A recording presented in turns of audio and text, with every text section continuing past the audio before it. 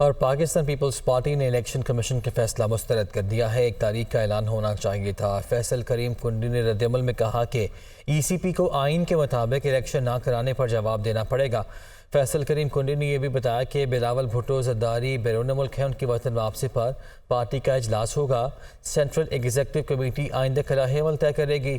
عدلیہ سے رجوع سمیت مختلف آپشنز پر غور کیا جائے گا۔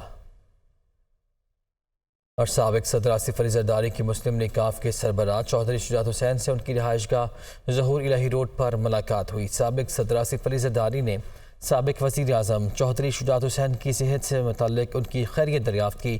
دونوں رہنماؤں کے درمیان ملکی سیاسی صورتحال کے علاوہ الیکشن کمیشن کی طرف سے الیکشن کے اعلان کے بعد کی صورتحال پر بھی تبادلہ خیال کیا گیا۔ اس موقع پر چودھری شجاعت حسین کے صاحبزادے چودھری صالح حسین اور چودھری شافع حسین بھی موجود تھے۔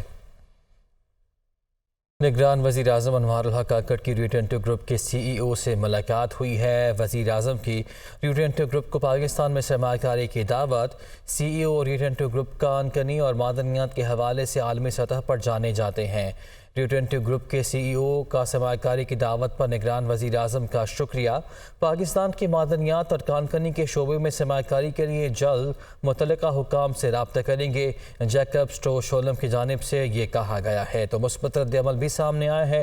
نگران وزیر اعظم کی سائیڈ لائنز پر ملاقاتیں جاری ہیں اور ریو 22 گروپ کے سی ای او سے ملاقات ہوئی ہے۔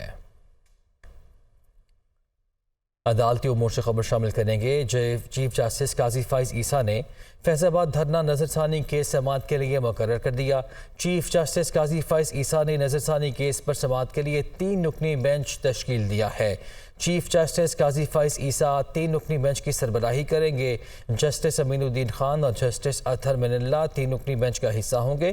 سپریم کورٹ 28 ستمبر کو فیض آباد دھرنا نظر ثانی کیس کی سماعت کرے گا۔ جسٹس قاضی فائز عیسیٰ نے فیض آباد دھرنا کیس میں Tehreek Insaf M Q M کے خلاف آبزرویشنز دی تھیں۔ بڑے سیاسی رہنما پھر نیب کے شکنجے میں آ گئے۔ سپریم کورٹ کے فیصلے کے بعد نیب لاہور ان ایکشن احتساب عدالتوں میں 118 ریفرنسز واپس جمع کرا دیے ہیں۔ شہباز شریف اور حمزہ شہباز کے خلاف رمضان شوگر ملز ریفرنس پھر سے کھل گئے۔ بحال ہونے والے نیب کیسز کی فہرست میں بڑے نام آ گئے ہیں۔ محمد اشفاق کی رپورٹ دیکھیے۔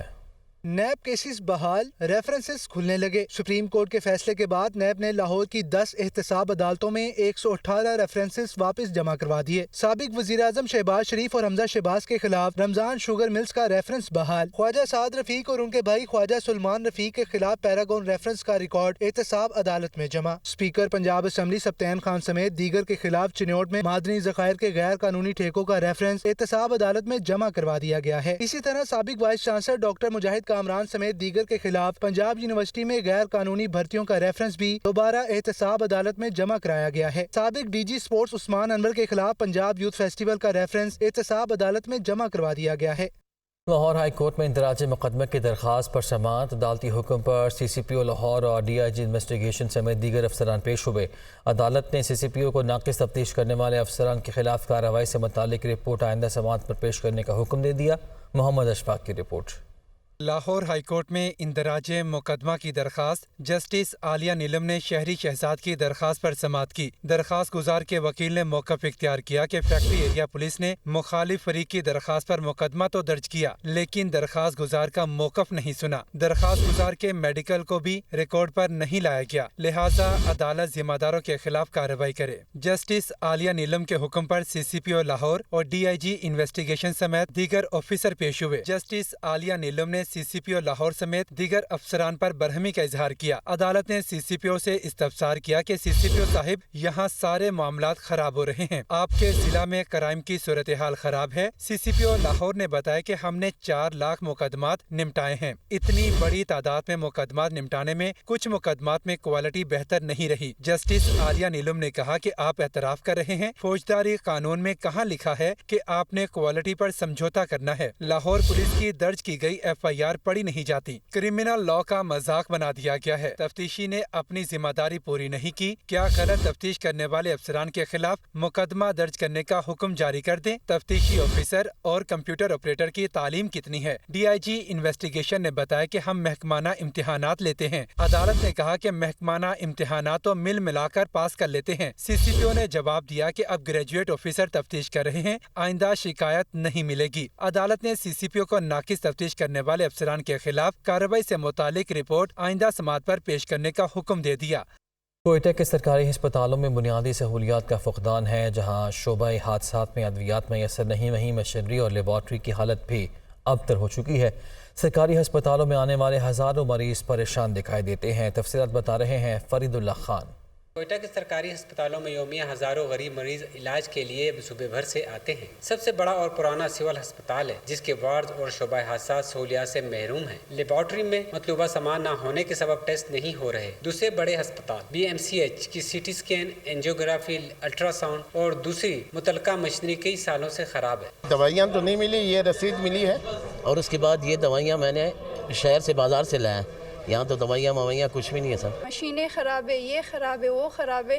ہماری بہت ہمبل ریکویسٹ ہے حکومت سے کہ وہ لوگ پلیز کچھ کر دے، کیونکہ ہم افورڈ نہیں کر سکتے کہ پرائیویٹ ہاسپٹلس میں جائے۔ بھائی کو لایا الٹرا ساؤنڈ کے لیے، ادھر تو سارا مشینیں خراب پڑا ہوا ہے، تو اب غریب بندے ابھی کدھر جائے؟ جو صحیح ہے وہ اس کا بھی رزلٹ خراب ہے۔ ان ہسپتالوں کے لیے مختص فنڈ کہاں استعمال ہوتا ہے کسی کو علم نہیں، مگر نگران وزیر صحت کا کہنا ہے کہ عوام کو صحت کی سہولیات کی فراہمی کا سسٹم درست کر رہے ہیں۔ محکمہ صحت کی ٹیم ہے، سیکریٹری صاحب سے لے کے آخر کے بندے تک بہت کمپیٹنٹ لوگ ہیں، بہت اچھے لوگ ہیں، بس کام کرنا ہے، ان کو صرف لیڈرشپ کی چاہیے اور وہ کوالٹیز ہم دے دیں گے اور کام چلے گا انشاءاللہ۔